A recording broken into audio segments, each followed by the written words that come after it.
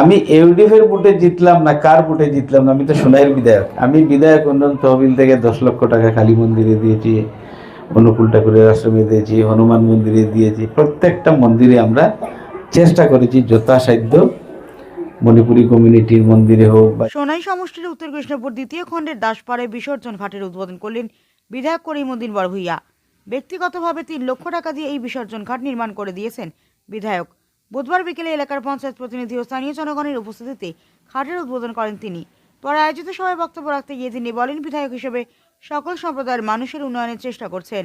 মন্দির মসজিদ এসব ধর্মীয় উপাসনাস্থলেও প্রয়োজনীয় উন্নয়নমূলক কাজ করেছেন।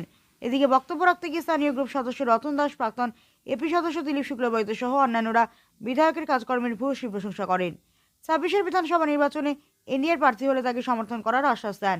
সবাই জিপি সভাপতির প্রতিনিধি সাইদুল বড়ভূইয়া, এপি সদস্যের প্রতিনিধি অলোক নস্কর, খালিদ হাসান লস্কর সহ অন্যান্যরা উপস্থিত ছিলেন।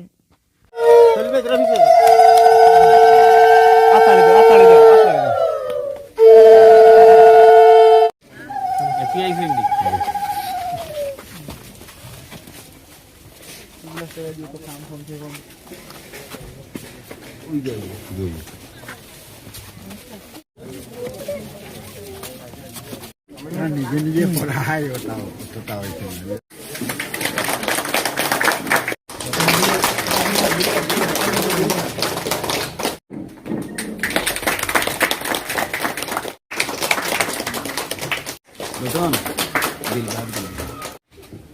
আমি দিলাই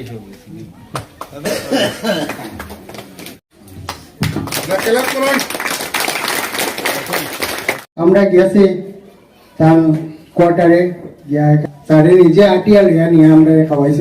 বীর উন্নয়ন কিরকম হয় আমরা তার কাছ থেকে সাজেশন দিন যে কিরকম কথা প্রসঙ্গে করতে করতে হঠাৎ আমার মাথাতে যেটা গোয়ালজোর খাল আছে পাড়া উড়িয়া টিল্লা, অশেষ ধন্যবাদ। আপনারা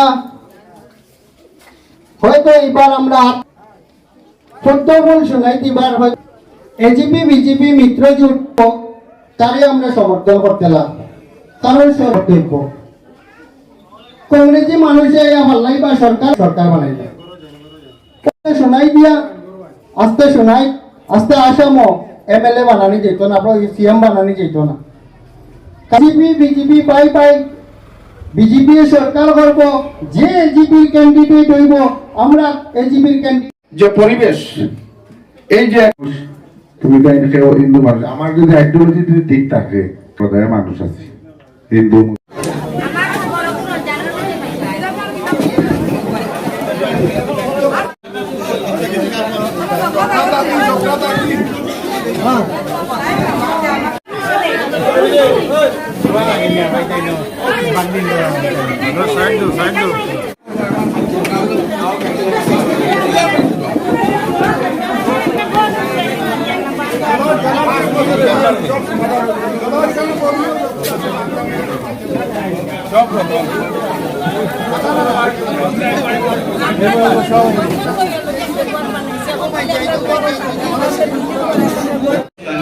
চেষ্টা একটা করি আমি সব দায়িত্ব করে দিয়েছি, সেটা পর্যন্ত 100% যে বড়রা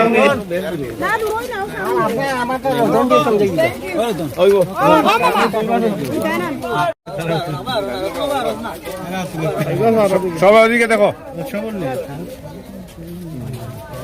বাস।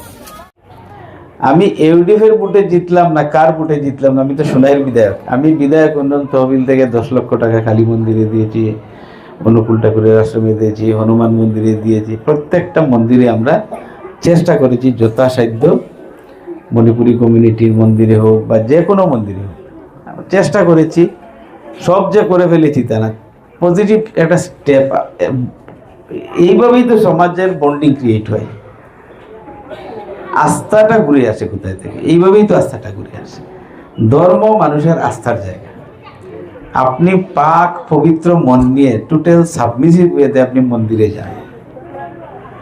মন্দিরে তো আর গিয়ে অন্য চিন্তা করেন না, গিয়ে ভালো চিন্তাই করেন, সমাজের ভালো কথা ভাবেন, আপনার ছেলের কথা, মেয়ের কথা, পরিবারের কথা, মা বাবার কথা, সমাজের কথা ভালো চিন্তা করেই তো মন্দিরে যান। নিজেকে সম্পূর্ণ এখানে গিয়ে মন্দিরে ভগবানের কাছে, উপরওয়ালার কাছে, ঈশ্বরের কাছে গিয়ে আপনি সম্পূর্ণ নিজেকে নিয়োজিত করেন, কি প্রার্থনা করেন? মানুষের ভালোর জন্য। এই আস্থার কেন্দ্রস্থল যেগুলো আছে, মন্দির হোক, মসজিদ হোক, গির্জা হোক, নামঘর হোক, প্রত্যেক মানুষ গিয়ে ভালো চিন্তা, ভালো যে জায়গাতে করে, সেই সব জায়গাতে আমরা যদি কোনো জনপ্রতিনিধিরা সামান্য কিছু একটা কন্ট্রিবিউট করতে পারি, আমি মনে করি সেটা নিজের মনের একটা স্যাটিসফ্যাকশন থাকে। মানুষ শ্মশানে আমি সাহায্য করি, গ্রেভিয়ার্ডে আমি সাহায্য করি, এইসব জায়গাতে যতটুকু পারা যায় ততটুকু প্রত্যেকেরই পঞ্চায়েত লেভেলেও করা উচিত, এপিরও করা উচিত, জেলা পরিষদ লেভেলেও করা উচিত, বিধায়ক লেভেলে, এমপি লেভেলে সবাই করা উচিত।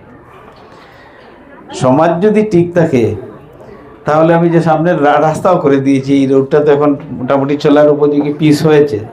যেদিন বিধায়ক হয়েছিলাম সেদিন তো রাস্তার অবস্থা অনেক খারাপ ছিল, প্রায় হয়তো কন্ট্রাক্ট দিয়েছিলাম অনেক আগে, লেট হয়েছে, কিন্তু লেট হলেও কাজ তো কমপ্লিট হয়েছে। এখন রাস্তা উপভোগ যারা করবেন আপনারা করবেন।